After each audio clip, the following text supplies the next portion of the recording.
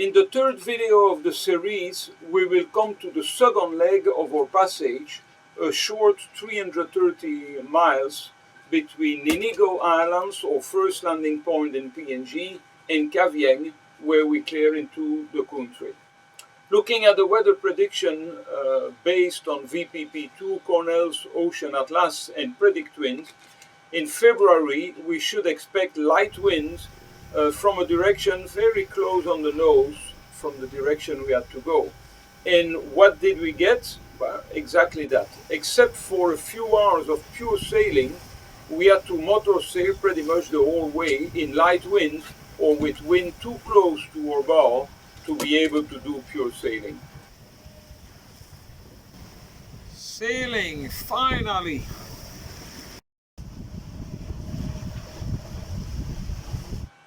We had rare periods of dead calms, but we experienced several squalls where we could see from far away big black lines of clouds advancing, with us getting shower and wind gusts from varying directions. But most of the time we would just sail in between those fronts without experiencing any rain or wind changes. So if you do this trip, prepare yourself to use your engine a lot. Make sure you have plenty of fuel, what we did, unless you don't mind very slow progress when pure sailing, or sometimes very, very slow progress if you get current against you. So Bob McDavid gave us a very good advice as far as sea currents. He advised to pass south of Manus Island to avoid 2 or 3 knots of westerly current that will be against us. We did follow the advice, and sure enough we avoided that contrary current that other sailors did experience when following that direct route passing north of Manus. Good to do advanced planning using PredictWind and follow the advice of an experienced weather router like Bob McDavid.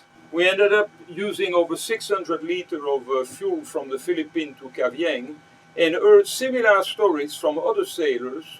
They had about the same weather, even the ones coming from Indonesia, Raja Ampat, and then sailed away from Indonesia from Biak.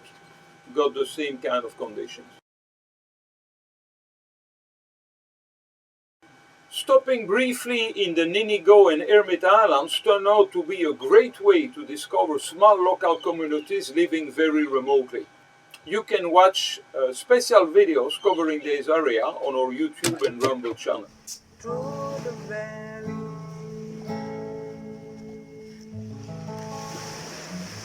through the valley of this life, I have one life.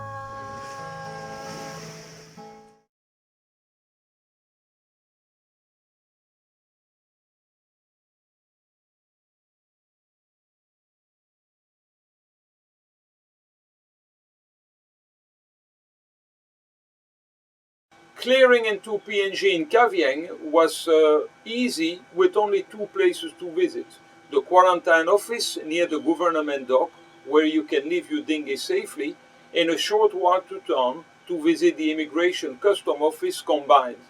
We obtained also our cruising permit so we could explore PNG for 2 months with possible visa extension for an extra month later if we so wish. But don't forget that in PNG you need to clear in and out of every main port. So now in Kavieng we can see that the winds start to kind of change a little bit. We had some time between northwest and northeast like the forecast are telling us.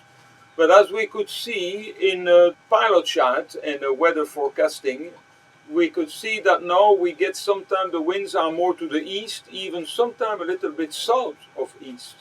So I guess the season is slowly changing, and soon we'll get more southeasterly winds. So don't miss our next video in the series that will cover the real experience during leg number 3. Leg number 3 is a long one of about 1,250 miles from New Hanover all the way to Graciosa Bay at the end of the Solomon Islands and before our jump pretty much to Vanuatu Island.